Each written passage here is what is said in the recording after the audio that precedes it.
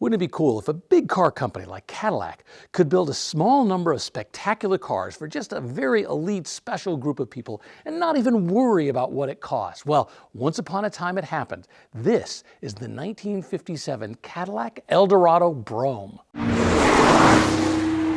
Hi there, Rick DeBrule with another chapter in the automotive evolution here once again at the Martin Auto Museum. An amazing collection of more than 170 cars here in Phoenix that tell all kinds of fun and interesting automotive stories. Some of them not very long, like this car right here, this 1957 Cadillac Brougham, but few shone brighter than what this car did in its day. But before we talk about this car, we need to make sure you like and subscribe. And in the comments below, let me know what I got right, what I got wrong, because I always get something wrong, and what you think about this car and what stories you might have if you were one of the lucky ones who not just own one, but maybe even got to ride in one. All right, let's go back to 1957. Now think about this. America is booming. Elvis is on the radio. Tail fins are starting to shoot to the sky. Everybody wanted to be bigger, better, have more bling, and nobody, and I mean nobody, did that better than Cadillac back in that day. I mean, Cadillac was the standard. Everybody wanted to be a Cadillac. So what do you do if you're Cadillac? How do you outdo Cadillac? Well, you come out with a car like this.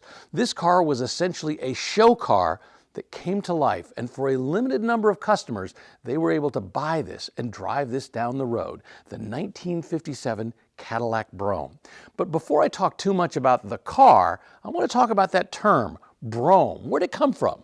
Well, Brougham originated from a type of horse-drawn carriage that was designed in the early 19th century by a gentleman named Lord Brougham, B-R-O-U-G-H-A-M.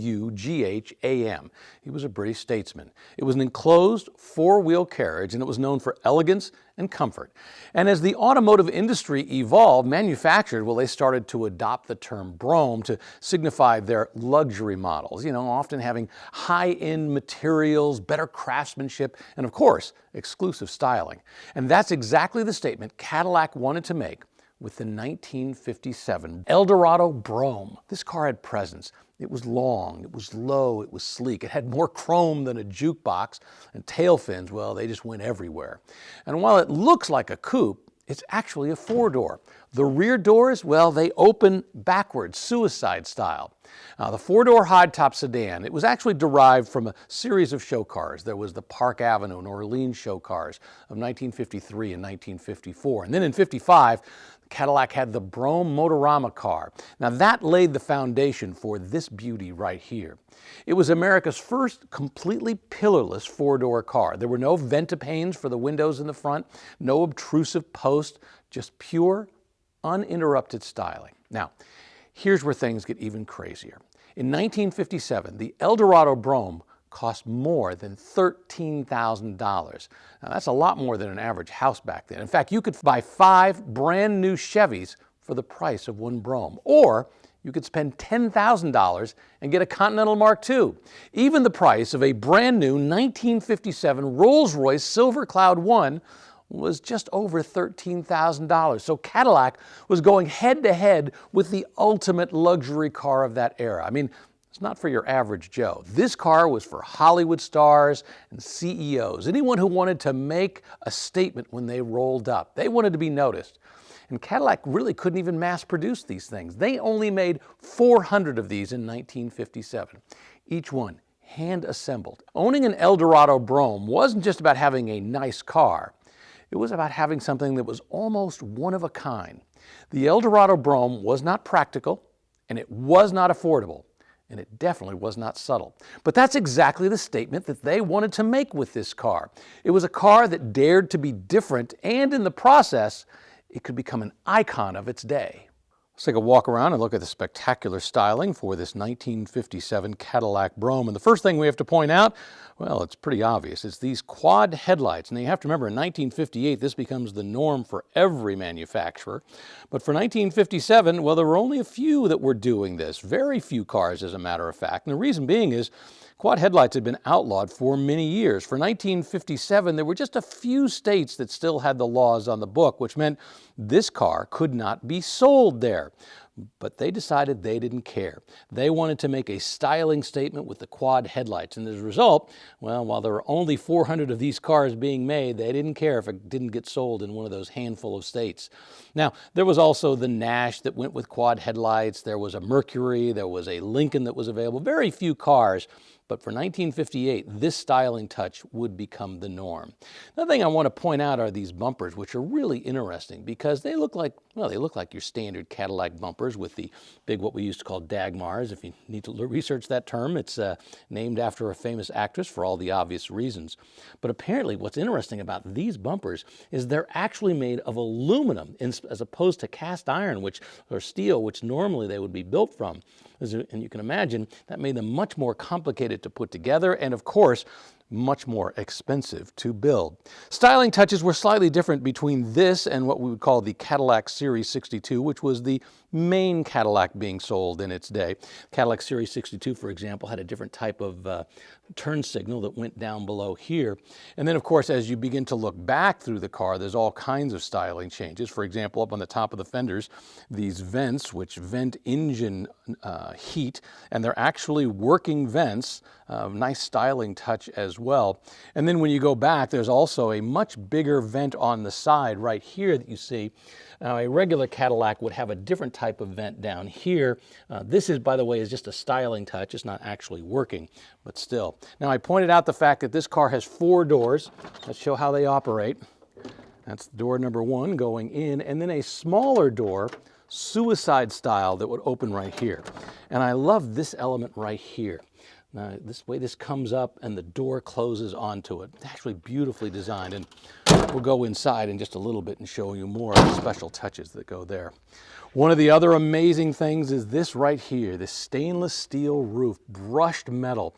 Beautifully done. Of course, very complicated to make right, and of course, very complicated to repair. But remember, you were spending $13,000 for this car. Money was no object, and you wanted to make a statement. And that brushed metal roof right there absolutely did that. Going to the back of the car, there's another interesting aspect of the design for this car, and that's the way the tail fins go. On a regular Cadillac, the tail fins were actually slanting this way, kind of going forward. Here, they're going back, almost making a statement about the speed of the car. So I love the way they've done that. They also have these big bumper Dagmars again in the back, going back. Taillights are subtly different, but once again, the changes between the regular Cadillac and this were significant enough that it took quite a lot of work to make it happen. By the way, here's the fuel filler door. Let's see if I can get this open right here. Kind of hiding right there. I think it's different from what you get in a normal Series 62 again. So many elements, and I love the, as Steve Mugnante calls it, the art of the exhaust, how the exhaust is exiting right through there. Of course, it always becomes a problem, and you can see how the exhaust slowly but surely would eat away at the chrome and the metal. So you have to be very cautious about keeping it clean.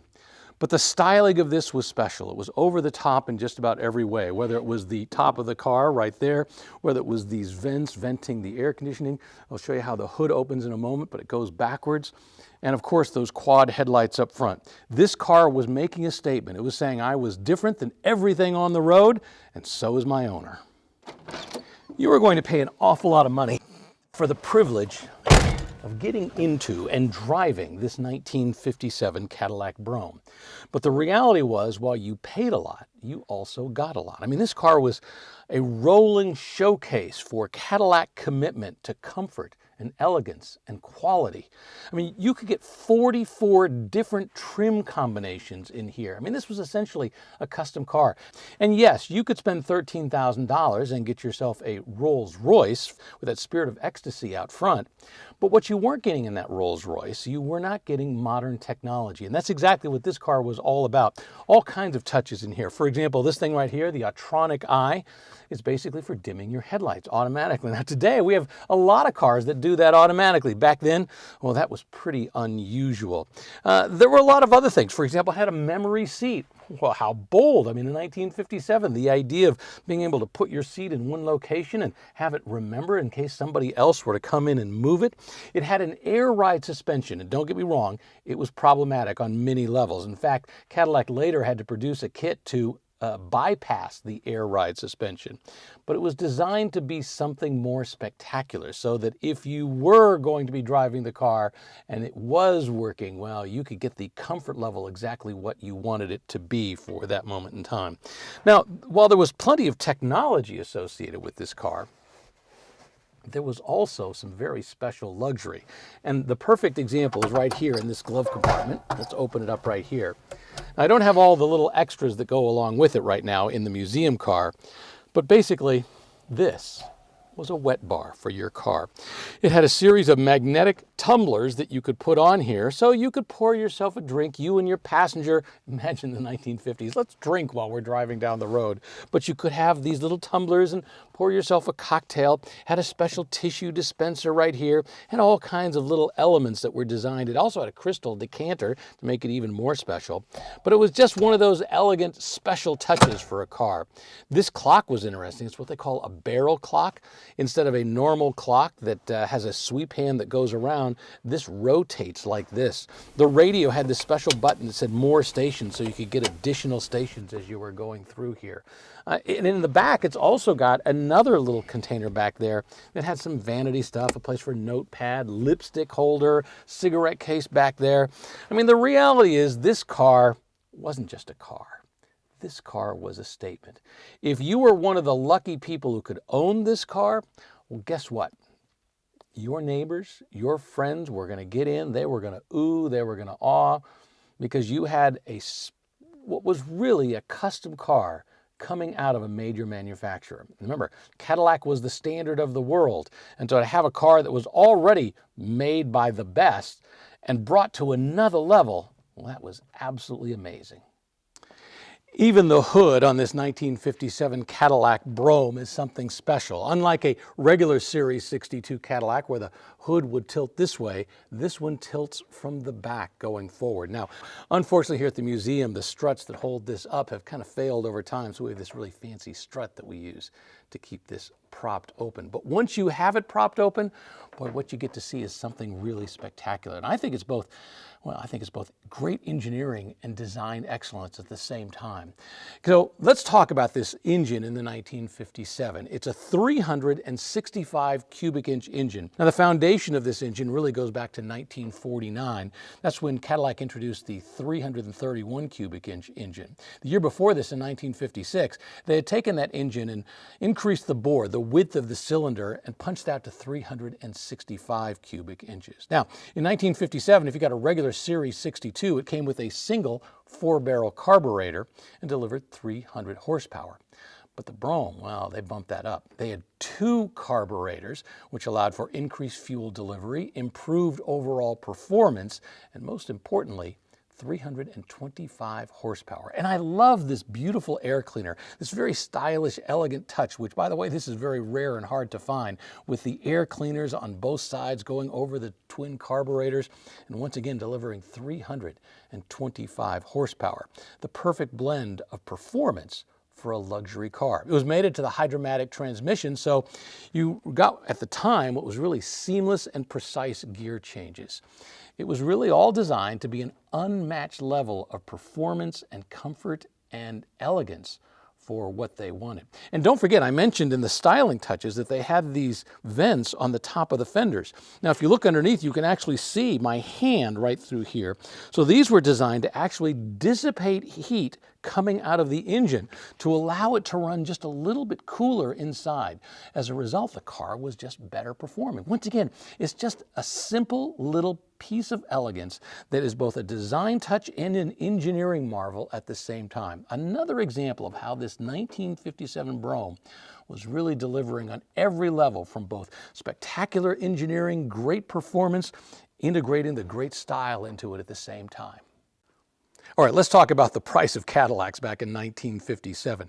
The cheapest one you could get was a Series 62. It was a 2-door hardtop coupe. It was not cheap, I should say. It was more than $4,600. You wanted something really spectacular? How about an Eldorado Brougham? That was nearly $7,300. The big Series 75 Fleetwood 9-passenger, that was $7,600, meaning that the Eldorado Brougham was nearly twice of the next most expensive Cadillac that they had on the road. By the way, they sold a total of 146,000 Caddies in 1957, but only 400 of them the Eldorado Brougham. They only built this type of Cadillac Brougham for 2 years, for 1957 and 1958, and really that's all it was supposed to do. As I mentioned, they only made 400 of them in 1957, just over 300 in 1958. It wasn't a car they ever intended to have in big numbers. I mean, they used the Brougham name a lot as the years went on, but in terms of a special, almost custom-made car coming out of the factory, 2 years was all they wanted to. Remember, this was $13,000. It was an awful lot of money.